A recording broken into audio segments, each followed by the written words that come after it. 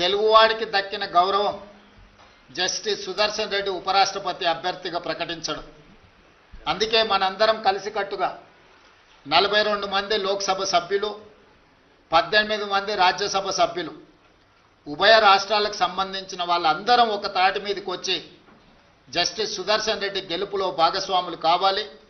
Justice Sudarshan రెడ్డిని గెలిపించవలసిన బాధ్యత మన అందరి మీద ఉన్నది. కాబట్టి చంద్రబాబు నాయుడు గారిని, చంద్రశేఖరరావు గారిని, వైఎస్ జగన్మోహన్ రెడ్డి గారిని, జనసేన అధ్యక్షుడు పవన్ కళ్యాణ్ గారిని, ఎంఐఎం పార్టీ అధ్యక్షుడు అసదుద్దీన్ ఓవైసీ గారిని, అదేవిధంగా ఉభయ కమ్యూనిస్టు పార్టీలు ఈ రాష్ట్రాల నుంచి ప్రాతినిధ్యం లేకపోయినా ఇతర రాష్ట్రాలలో కమ్యూనిస్టు ప్రాతినిధ్యం ఉన్నది కాబట్టి ఆయా పార్టీలను కూడా తెలుగు వాళ్ళుగా మన వాళ్ళు సంప్రదించి మద్దతు కూడగట్టి జస్టిస్ సుదర్శన్ రెడ్డి గారి గెలుపు కోసం పని చేయాలి. జస్టిస్ సుదర్శన్ రెడ్డి గారి గెలవడము ఇప్పుడు అవసరం.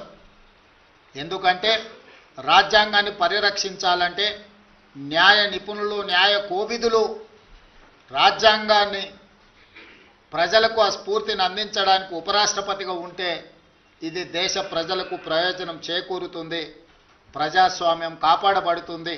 అందుకే ప్రజాస్వామ్యాన్ని పరిరక్షించడానికి రాజకీయాలకు అతీతంగా మనందరం ఏకమై జస్టిస్ సుదర్శన్ రెడ్డి గారిని గెలిపించాల్సిన అవసరం ఉంది. వారికి మద్దతు ఇవ్వవలసిందిగా ఉభయ తెలుగు రాష్ట్రాలలో ఉన్న రాజకీయ పార్టీలను, వాటి నాయకత్వాన్ని ఈరోజు తెలంగాణ కాంగ్రెస్ పార్టీ తరఫున, మంత్రివర్గం తరఫున వారందరూ కూడా నేను విజ్ఞప్తి చేస్తున్నా.